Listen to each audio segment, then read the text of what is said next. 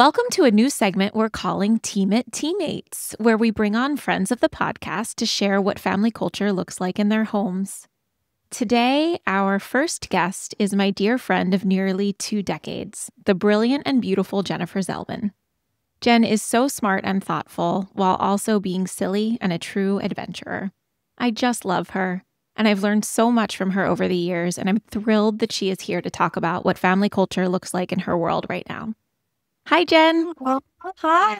What a beautiful intro. Thank you. You all from the heart. I love you so much. So to get us started, can you describe your family to us, who you are, and anything else that you think we should know? Sure. Well, I come from quite a blended family. My husband and I have been married now. We just celebrated 11 years. And between us, we have 4 children, but 2 of them are in their early 20s now. They're from his first marriage. But my husband, in a unique situation, has full custody of them. So when I met him, they were 10 and 12. So they grew up in our household. So they're pretty much like children to me. And then we had 2 of our own, 2 little girls a few years later, and they are now 5 and 10. So all 4 of us, or all 6 of us now, live all together. And we recently, in the last few years, made a major change where we were located in New York forever. Both my husband and I, born and raised in New York. And during COVID, we kind of saw that we can be anywhere. So we kind of got the crazy idea. We said, what are we doing here in cold New York, which we love, but, we want to expand our horizons. Life is short. So we decided to pick up and move our whole clan over to Italy. So we landed in Rome, and we've been here for the last 3 years now, on and off for 6 months. So we'll do 6 months in New York, 6 months in Rome. And this is now our 3rd year doing it. And we're actually all packed up and ready to go back tomorrow. So you caught us at a funny time when we're in such a transition between the 2 countries, but that's been our situation as of late. I love that. Thank you for sharing. Yeah, so I feel like it's kind of the most perfectly imperfect time to talk to you then, as far as like how you navigate. So would love to hear wherever you want to go, but like how it is, how the Zelmans are in Rome versus how they are in the Hamptons kind of thing, and how you manage it all. Yeah, well, it's definitely best of all worlds, I think. Both New York and Rome have so many different things to offer, but a lot of times people say, why Rome? Neither Robert nor I are Italian. My mother's from Mexico. My husband is Eastern European Jewish descent. So Rome doesn't really make sense in any, logical way. But we said, okay, we want to be somewhere in Europe, and we wanted somewhere with good weather. We both love the sun. So we were thinking between Spain and Rome, and Rome kind of just fell into place. We found a great school, we found a great apartment, and we always thought it would be a one-time thing. We said it's kind of like a study abroad, like a family wise. But we did it 1 year. We fell so in love. We said we can't imagine not coming back. So we did it again. Again, we said definitely not coming back. That's it. Like we have lots of going on in New York. Here we are again, 3rd year, and already we're talking about coming back next year. Because I would say the most important reasons are the friends we've made, of course, through school. Luckily, having young kids in school and going to a new country, you meet so many parents through school. And what I love is that we send the kids to an international school. So they have so much exposure to Italian children, because I think a huge percentage of the school are Italian. But the rest of the percentage are kids from all over the world. So my daughters have friends from Nigeria, Singapore, Japan, like just to name a few.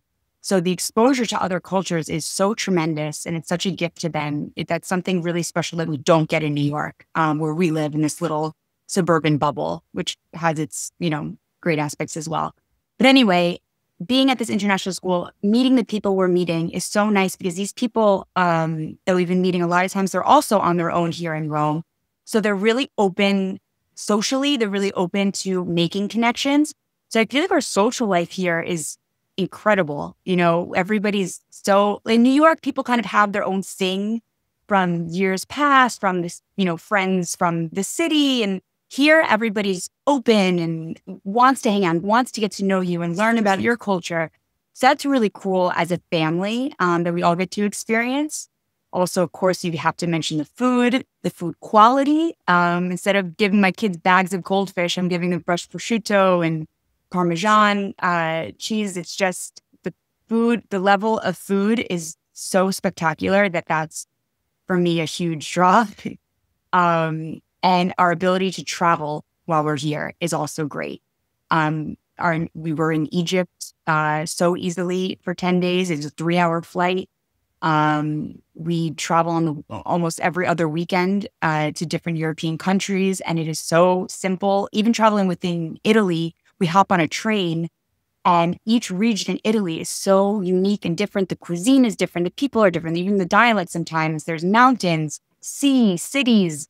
It's just the exposure we have being in this central location in Italy is so awesome, with no time changes many times to deal with, which for families and young children is huge. So I really, those are just some of the reasons why we find the quality of life here in Rome so great. Other things I know about you and Robert is that you both really value travel. And I feel like from the moment the two of you met, travel was a huge part of your life. How has that changed and how has it stayed the same since you had kids? Like, how do you bring them along in that family culture love of travel? It's so funny because I remember like back in the day when Danielle and I were young and wild and traveling abroad and traveling every weekend and, you know, studying in London. I remember thinking in my mind, like, oh my God, I have to get everything out of my system now and do all the traveling because once I get married and once I have kids, it's all over. Like I'm never traveling again, or it's going to be decades until I can travel again. But it's funny how the universe works because the complete opposite happened. Now, since I've had kids, I've never traveled so much in my entire life. So being here, it's just gone up 10 times. Travel for us is, I think, here to stay. It's definitely not slowing down. That's for sure. And as far as the children, each country I feel like has a different level of how much they welcome children. So luckily in Italy, they're so welcoming to children. So that's made it very easy. Other countries you go to are not so welcoming to children. So it also, you have to pick and choose where you go, if that's a concern. If you have little ones, because that can make or break a trip. I had friends who just went to Japan with little ones and they were like, no. They said they are not. It's a culture of politeness, of orderliness, so not so toddler friendly. So if you do have those little ones, Italy is a great one. The Netherlands, there's certain places I feel like you would have an easier time. So picking strategically is good. Yeah, that's really great advice, Jen. You mentioned the friends, the food, and the proximity to other places are the things that you and Robert really value. And obviously, the kids are going to value those things too, because they're having these new experiences with new people. The food is, goes without saying. But then actually, the travel in and of itself for the kids, that travel represents a certain value to you and Robert about seeing the world. What I notice with our kids is that there's some story that needs to be woven in about the adventure. And it's usually not the same story that Danielle and I care about. So I'm just curious, how do you prepare the family? How do you prepare for travel to new places to get everyone on the same page about the same enthusiastic page, even if it's not for the same reasons? Yeah, I guess we don't make a big thing. Like I want this to be the exposure to new cultures and landing in new places. I want that to be their normal.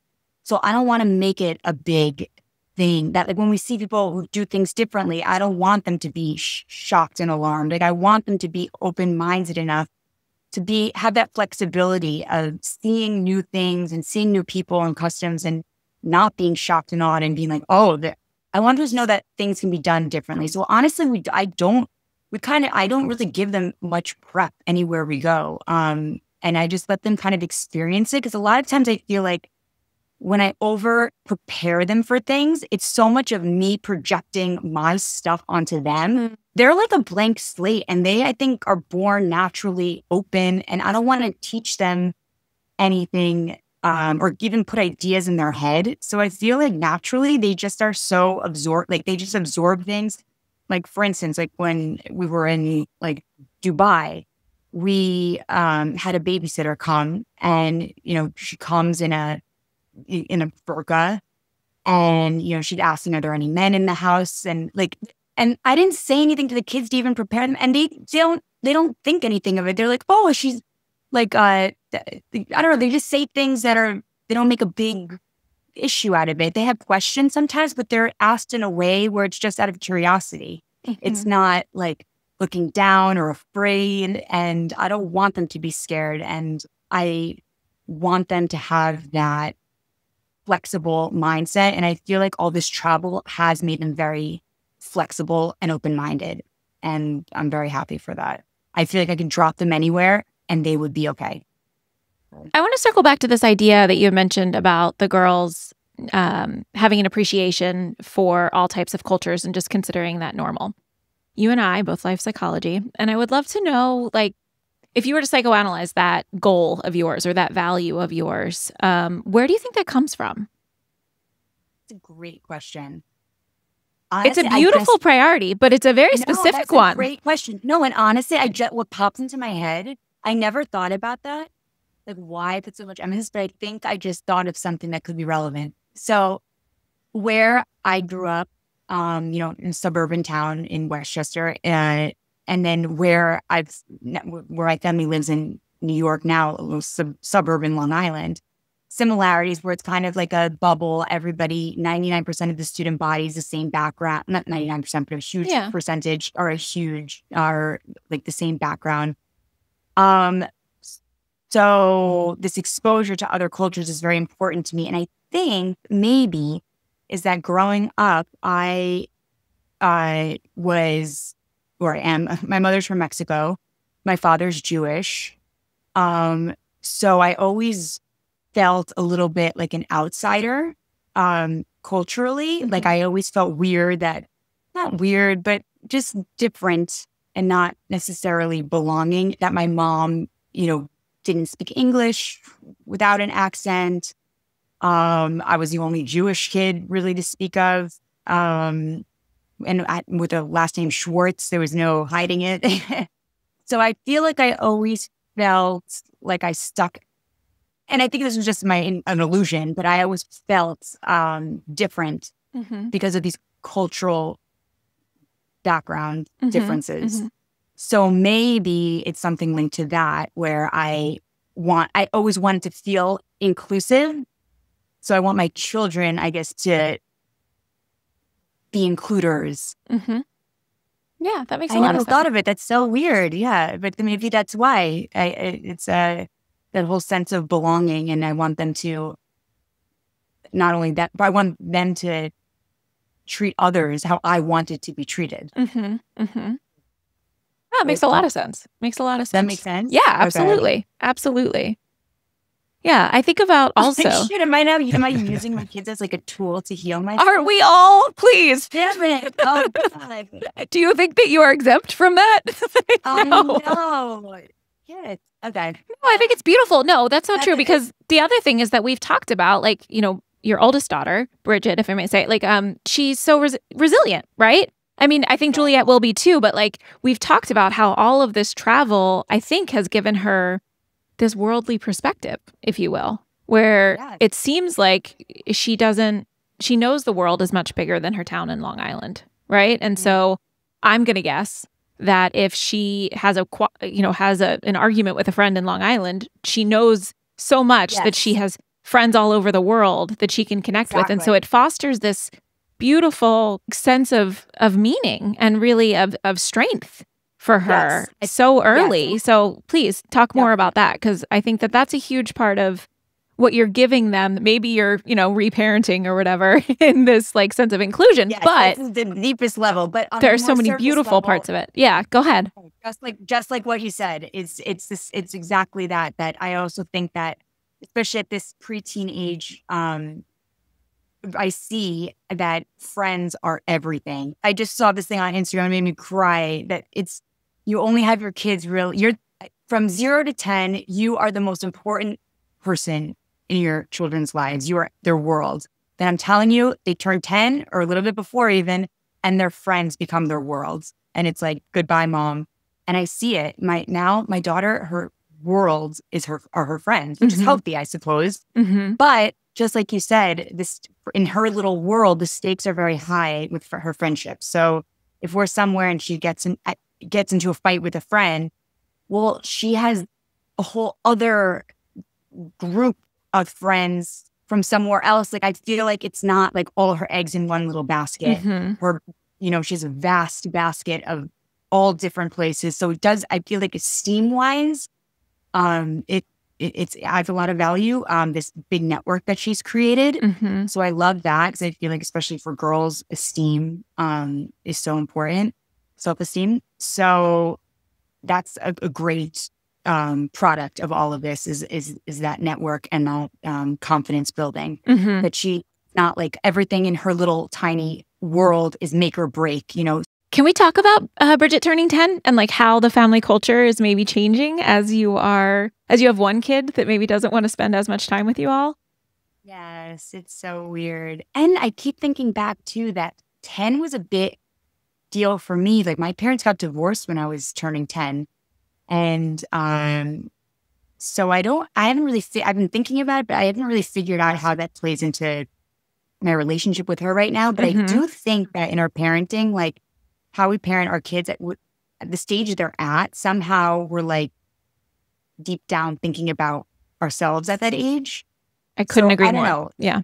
I just know that like at this age was very significant for me. So I'm just like, okay, maybe you guys can figure this out. Like, for instance, she's now, like I said, like preteen, but once in a while, because of like hormones or whatever, she gets very like attitude-y with me. Like, she'll say something in a tone, and for some reason, it's so triggering to me. I don't know why. I can't figure it out. So if she says something where, nothing horrible, even not like, mom, I hate you. She'll be like, just say something like, God, come on. Like, don't you know that? Or something.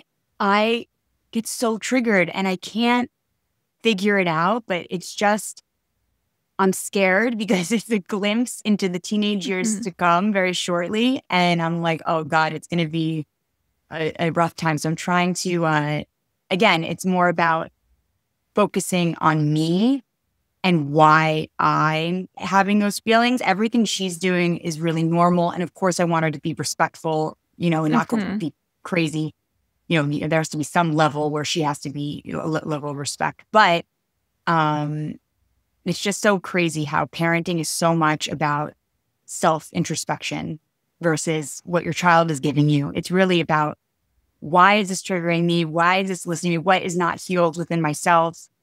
So it's a journey, but I do feel like 10 and what has come have been even more challenging than the younger years. Because the younger years are kind of like, you do what I say, I make rules, and this is it. But now they have opinions, now they weigh in. And she makes some valid, she makes valid points. Now I feel like I have a more valid contender. And now I think like, wait, maybe she's right. When they were little, it's like, you get, go take a shower and because I said so, and that's it. It was just, it's every stage has their new challenges, but I'm definitely frightened of the upcoming one. I'm just thinking, like, I know both of you pretty well. And I would say that the two of you, at least in my understanding, Greg and Jen, like, both of you individuated from your parents pretty significantly in the teenage years. Well, Jen, maybe partially because of the divorce in your family. Like, when I met you, like, I could tell that you had been mature for years. I don't know how to say it. Do you know what I mean? So I'd love to talk a little bit about that. And I wonder how that is going to influence the next chapter of your parenting with Bridget and with Juliet as she grows too. Yeah, that's a great question. Well, in from my perspective, I just felt like, really strangely, from 10 onward, I felt like my home life was a little bit chaotic. my parents got divorced, and then right away my dad got remarried and with a woman, and she had a daughter. So now we had a new sister. Then shortly later, my dad got really sick. And then my mom got sick. I just felt like for many years, my home life was very chaotic, unpredictable. So I did feel, and being, going back to the middle child episode, I'm very much a jade. So I also naturally, I think as a middle child, was a little bit forgotten. So being the middle child, and then with all these circumstances that paired together, I felt on my own. And I kind of was like, I got to do my own thing, and nobody's there to catch me. I have to make it happen for myself. So I never was like, I don't think a conscious decision, but I think deep down that was why I worked so hard academically. I just didn't want to be reliant on anyone. And for some reason, I always felt like I didn't want to be a burden. I felt like my parents had so much on their plate, and I didn't want to be another burden to them. So I was like, if I could take care of myself and do everything for myself, like I don't have to stress them out any more than they already are with their own shit. So that definitely, it dictated my personality in many ways. And with my children, luckily, it's like almost circumstantially, it's like the complete opposite. My husband and I are so available to the kids. We don't have a lot going on. So I think we're so there for them. And it's interesting. I almost feel like the way it informs my parenting is that sometimes when my kids are upset with me, I get extra angry with them because I'm like, with everything we've given you and all these amazing circumstances you created, and like, how could you still be upset? It's like, I would have killed to have this when I was young. And I mean, this is all like subconscious, which is I'm trying to like, sort through it. But yeah, I think it maybe informs it in that way a little bit, that like, almost like a how dare you not be like over the moon, if only I had this stability growing up, like that, what I could have done or whatever. Right. But again, it's all relative. And again, with parenting, it's really, I think what I'm constantly trying to do is sort out what's, when I'm dealing with my children, like sort out what's my shit and then what's theirs and what's appropriate and what's being triggered in me right now. So, yeah, it's interesting. Good things to think about. That was a good question. I love your answer. Thank you. Oh, thank you. I love you so much. You're so, I mean, and when Jen talks about like, leaning into academics, this is a girl that got like a full ride to NYU and a 4.0 and the highest like results ever in NYU med school. She's not joking. Like this is like next level through herself into academics. We are witnessing a brilliant human being over Zoom right now. Again, I look at my my motivation. Yeah. Why was I such a gunner? Why was I like had to get an A and everything? And again, I still don't know. But I don't know, but I do know it came from a place of maybe like not enoughness. Like that's how I got my worth. I don't know, but whatever it is, it even though the results were great, the motivations were not like psychologically sound. For sure. Anything in extreme is going to be, not well motivated. So I always examine that as well as why am I pushing myself so hard for something? And so usually, again, what Italy has probably taught me the most is moderation, everything in moderation, balance. These people are masters at it. They eat pizza and pasta every day and drink every day, sometimes at every meal, but un po'. But that's beautiful that you have the opportunity to learn and to model moderation for your family there. Yes. Oh, and another thing I was going to say is that a great model has been, we've been I've been trying to learn Italian. Speak Spanish from my mother being Mexican. So, but since we've gotten here, I've gone to Italian school. I hired an Italian tutor. So that's been really fun for the kids to watch me learn something new. Yes. So, I commiserate with them about homework. I'm like, oh, I have Italian homework. I really don't want to do it, but I'll do it. And then, side by side with them. And just seeing, I think, a parent learning and struggling with a new task is really a valuable lesson as well. And I think getting that in a foreign country is, another cool benefit. Yeah, absolutely. I mean, we talk a lot about alignment and what that can look like in the family. And I think all of you embarking on this journey together, one, just being in Italy together and that sense of adventure, but two, going through similar struggles around learning, that is very cool and feels like very connecting. Yes. And even just simple things like, where do I buy, this in Rome? And, we all set out on an adventure together. Like, mom doesn't know any better than you do. I'm like, do you guys have any ideas? So cool. We have a lot of scavenger hunt-esque escapades here. That's for sure. That's huge. I love that. That's great. Before we let you go, in your travels, I think this is probably two questions. The first is, what is in the zeitgeist in the international, ambitious family community, right? Like, what are people in the US? There's a lot of protect our children from screens. You're surrounded by international families of means, I'm sure, that are ambitious, that have done well in the world. What are they talking about? What are they worried about for their kids? What are they protective over? And also, what are they exploring that might not be things that we're necessarily tuned into? So what I've seen is in American parents that I know are much more intentional about how their children are being raised and are just very thoughtful about what's going on, what their children are exposed to, what they're doing, constantly signing them up for activities, making sure they're, engaged and active and staying ahead and what college they're going to go to, even though they're 3 years old. And so in Italy, I don't see that at all. Right. Literally, let's move. The conversation, it's not even a conversation. It's more, they're just so more steeped in tradition. So it's more that this is how my Nona raised me. This is how I raised my daughter. This is just how we do it. It's less of a conversation about, and especially it's still very, at least here, I can only speak about Rome. Where I am in Rome, it's still very traditional minded. So we always say it's a big city, but we always say really it's like a provincial town.